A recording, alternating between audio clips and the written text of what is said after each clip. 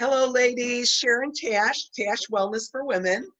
And I am blessed to have with me great acupuncturist, wonderful friend, great networker, great speaker, a woman who has really helped me. I remember the time I was in a car accident and I had terrible neck pain and back pain. The first person I called was Amy to get some acupuncture, and then I got some massages, and I was doing really good in 3 or 4 days. So I highly recommend her. I know I've got clients that have used her for sleep. That really seems to be her niche. And so I met Amy through the Skokie Chamber of Commerce, and we've been friends since. She has a networking program that she does for healthcare providers. So Amy, I want to thank you for giving us some of your time today. Thank you. Thank you for having me. It's wonderful. You're welcome. You're welcome. And I learned from the best with networkers. Sharan was actually the first person that I met. That was my first meeting that I went, and I sat across from you.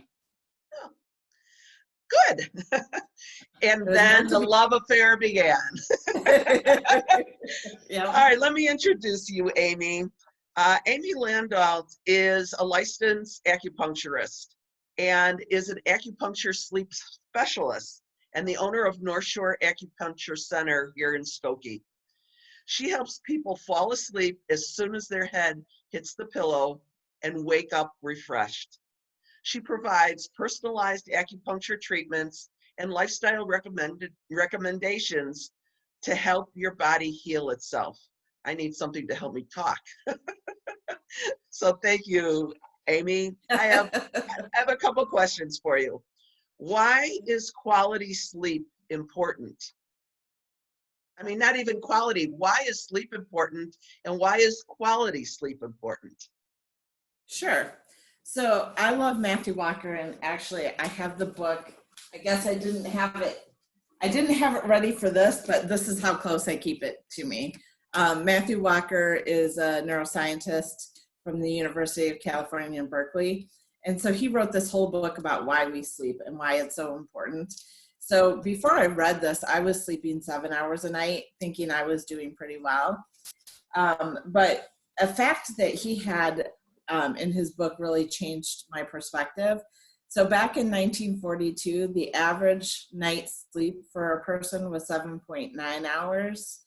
And now it is 6.5 hours. So in a span of 70 years, the average person has reduced their sleep by 20%. But when you look over time, our sleep patterns have evolved over 3.6 million years. And so reducing it by 20%, we can't say that we've evolved to need 20% less sleep in 70 years, because 70 years is like 0.1 second in evolutionary terms, right? Right. So there's no way that we've changed that. And so that's happened for, numerous things like increased work hours, fluorescent lights, different things that have impacted us. But I realized that I actually need more sleep. So average person needs about 8 hours. For me, I might need 9 to 10 hours when my allergies are bad, because it takes more for my body to deal with that. So it made me just more aware of the amount of sleep I needed, and not to fall into that, there's this whole, if you're an entrepreneur, especially, like sleep when you die or grind and all of that. And that if you think about sleep, it's got to be important, right? Because we use a third of our life is spent sleeping, and evolutionary wise, there has to be a benefit to it, because that's 8 hours a day that we're not reproducing, we're not trying to get food, all of those things that cause us to survive. So there has to be some significant benefits. And we know that there isn't a tissue or organ in our body that isn't impacted by sleep. Dr. Walker has also shown that there's a causal link between sleep deprivation and a lot of the illnesses that we all are worried about, like diabetes, heart attacks, strokes, Alzheimer's, cancer. There's a causal link between all of those. So sleep is just really critical. Also, just for our emotional health. We all know that if we don't get enough sleep, emotionally, it's hard for us, and it's hard for our relationships. If we're not sleeping well, we damage our relationships because we can kind of be an ass. So Right. those are just overall quality of life is one of the things that is important. Well, I think one of the things I learned from you is that if you wake up at a certain time every night, like there's a circadian rhythm to our sleep, and like 1 o'clock in the evening is usually when the gallbladder gets motivated, gets activated and cleaned out. I don't know what the hours are, but if you're always waking up at a certain hour, my understanding is maybe that's a part of your body that needs some attention. Can you talk about that a little bit? Yeah, that can be in certain cases. There's two different pieces to that. So one is a common time to wake up is between 1 and 3, and those are the liver time periods. And in Chinese medicine, the liver is responsible for making sure that the qi flows smoothly throughout your body. So whenever qi is not flowing smoothly, it typically disrupts our sleep. And so that's one of the reasons that normally happens between 1 to 3. And so what are some of the things that keep us from having our qi flow smoothly? One is near and dear to your heart, not moving enough, not having enough movement, your qi will not flow smoothly. Also, not letting your emotions flow smoothly. So what I mean is there's certain emotions like maybe anger or sadness or fear that some of us suppress because we think that they're bad. So no emotion is bad, but we think they're bad and we try to push them down. Or even happiness sometimes. Sometimes we're afraid to feel happy because we're afraid it will go away. That something bad will happen. So repressing an emotion causes qi stagnation, or getting overly caught up in one, like worry, for example. People might be worried right now. When we feed our emotions with our thoughts and just get stuck in it, that doesn't allow the emotions to flow smoothly either. So those are a few things, diet as well, what we're eating, how we're eating, the impacts, whether our qi flows smoothly, all the stuff that you talk about with your clients all of the time. So that's one of the reasons that we'll sometimes see those time periods in particular. But also, sometimes people wake more early between 3 to 5. That is a long time period. So sometimes it might be your allergies or things like that could cause you to wake early at those times. And the second thing, and this might be more complex than you guys want to hear, but we talk about everything in Chinese medicine is the yin and the yang, and things balance each other.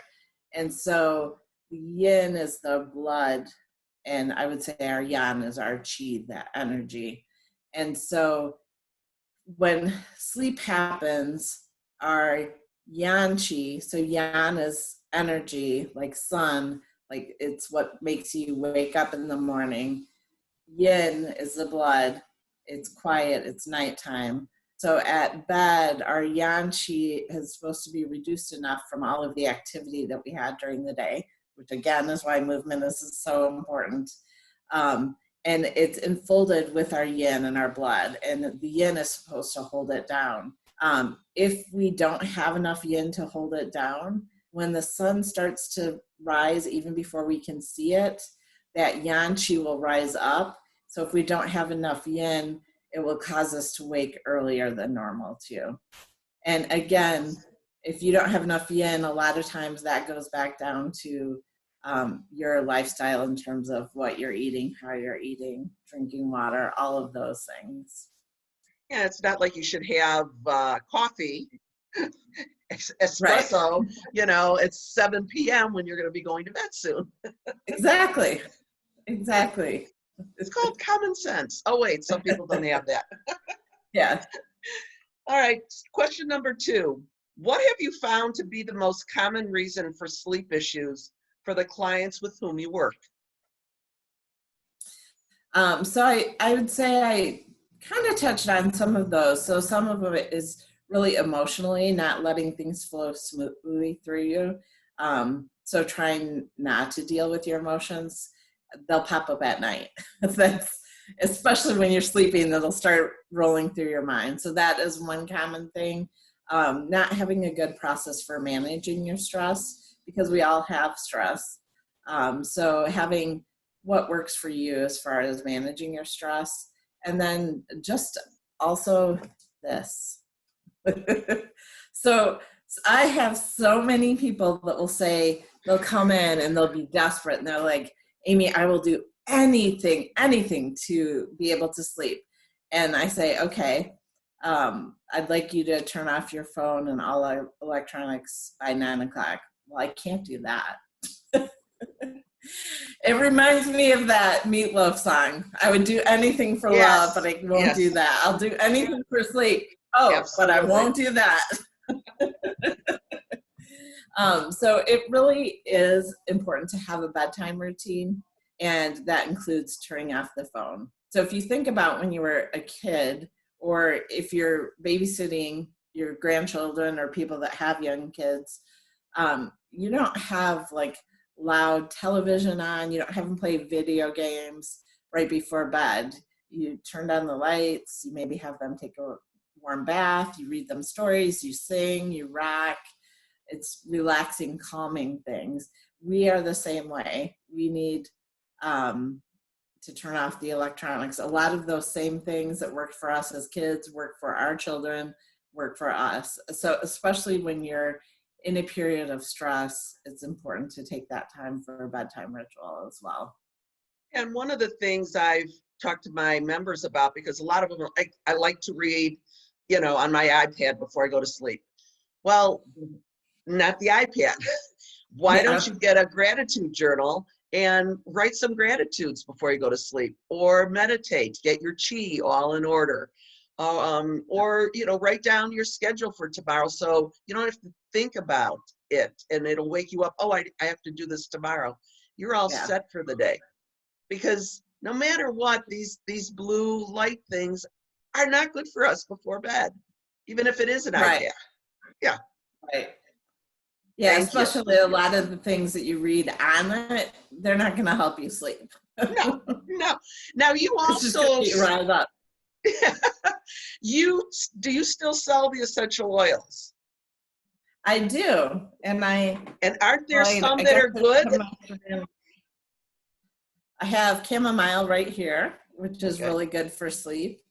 I thought I had, here. I have Serenity. So this is a blend that has lavender and different wood oils that are good for relaxation. So that's one of my favorites. But chamomile, lavender are two key ones. I also have Breathe. I always have Breathe by my computer, so I can try to open, so I don't sound quite as nasally. So a lot of my clients like to diffuse Breathe because they have issues breathing, so it helps them breathe better at night, along with a little lavender. So this is a good combination. This is just, like eucalyptus. So if you don't have the doTERRA, you could do eucalyptus with lavender, would be a good mixture as well. Very good. Last question. If someone has found it especially challenging to sleep during the pandemic, what can they do? So I think the first thing is just to realize that that's normal, right? I mean, this is insane. No one's been through anything like this before. Even my clients in their 90s, they went through the flu epidemic, depending on how high in their 90s, or polio, but nothing quite like this. So it's normal to have some issues sleeping right now. And so part of it is accepting that and not fighting, because the more you resist that, the more challenging it will be to sleep. So one thing I've been talking about is just having a self-compassion practice. which is good for sleep and everything else. But realizing that there's a lot here that's outside of our control. So when you can't sleep, first just accepting that. And so there's this little practice that I go through where first is acceptance and feeling whatever you're feeling. The second thing is realizing that it's a common, everyone else experience that as well. You're not alone in it. And the third is just checking in with yourself to see what you need. So self-compassion, I would describe as treating yourself like you would treat a good friend, because we don't usually do that. Absolutely. Love We're yourself. usually, the way we treat ourselves, if we treated our friends that way, we wouldn't have any friends at all, True. right? Very true. Are you stupid? Why can't you? Absolutely. Like, go to sleep. Like, you need to go to sleep right now. Does that work ever? No. So if you realize that you can't sleep, what I would do first is just check in, feel in my body, like where do I feel any sensations? For me, it might be this tightness right here behind my shoulder. So just checking in with those feelings and see, are there any emotions that I feel right now? Is it fear? Is it anger? What is that emotion that I'm feeling? And just sitting with it for a few seconds. And then realizing, like, ouch, this is fear, this is anger, this sucks, whatever I need to say in my words, like this hurts, if Right. you need a lot of obscenities, say those. And then the second part is, okay, this hurts, and a lot of other people are feeling this way too, or life is a struggle for everyone, whatever words fit for you. So the first part is feeling it, the second part is knowing you're not alone in this. And then the third part is just giving yourself comfort. So for me, that is putting my hand on my heart, because touch is very comforting. It might be something different for you. Maybe it's your stomach or, on your face, whatever is calming for you. And just saying, I'm sorry you're going through this. Whatever those nice words are that you would say to your friends, like, what do you need right now? What kind of support do you need? And it may just be, being okay and just accepting the way things are. So just being that it's amazing how just being kind and giving yourself that kindness. I'll even say to myself, like, darling, it's okay. Because that's what one of my friends says to me. She says, darling. And so it just feels so kind to hear those words. Right. And doing that and just accepting that, okay, I can't sleep right now. And yeah, I have a meeting tomorrow and maybe I'll be a little bit tired. And that's okay, especially right now, right? Because people aren't at their 100%. So that's probably one of the key things. The second, I keep reminding people, is to limit your consumption of news and social media. So in the beginning, I was like looking at everything, and I would read stuff on social media and it would get me in an uproar. And then I would do some research and find out it wasn't even accurate. And so I was spinning over nothing. And so I just decided there's going to be a set amount of time that I would look at anything pandemic related. And so that was the set time that I could be on social media, because everything on social media is related to COVID-19 right now. So that was my time every day. And I just really stuck to that. And I also chose what news sources I would look at. And for me, it was important to have a news source that was focused on data and science, and also our common humanity and looking at the helpers in the world versus doom and gloom and negativity. So finding whatever those news sources are that fit with your values and just using those. So those are probably two of my key things.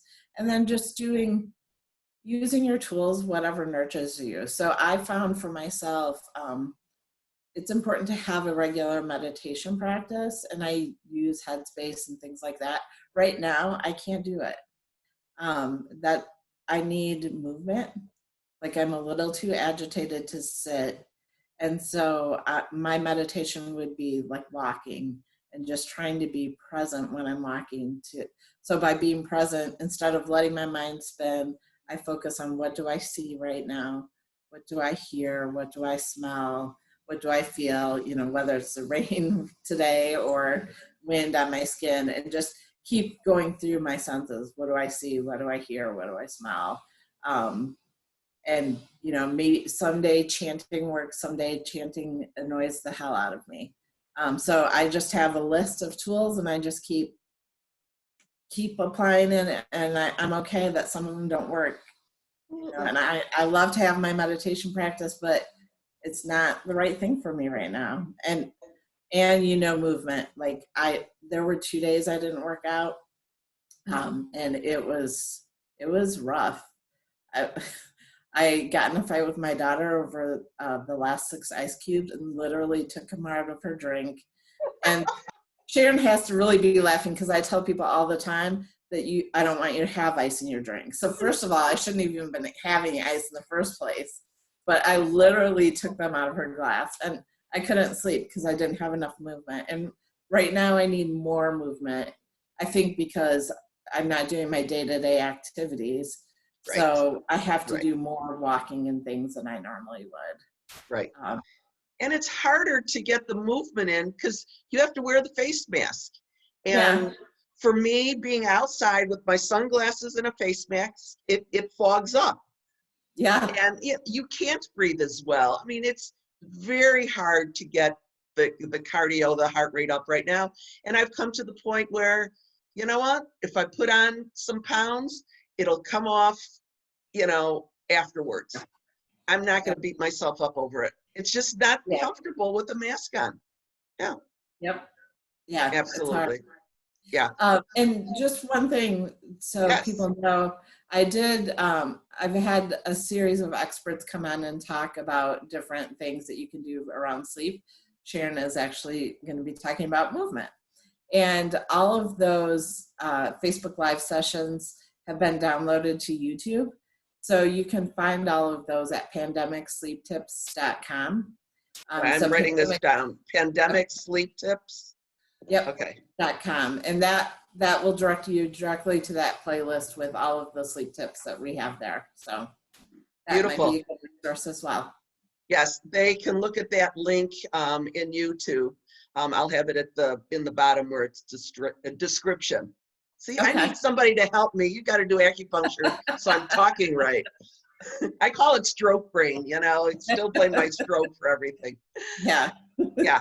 Well, I want to thank you, Amy, for all of this information. You've been a treasure trove of information. And how can people get a hold of you? Even though it'll be in the YouTube description, how can they get a hold of you? Probably I'm most active on Facebook. So if they go to Facebook, Northshore Acupuncture Center, I am pretty active right now, at least. And you can message me there as well. Okay, very good. Well, I appreciate it. You did a wonderful job. You've loaded my brain with even more information, and that was the idea. So thank you so much for your time, Amy. Thank you for having me.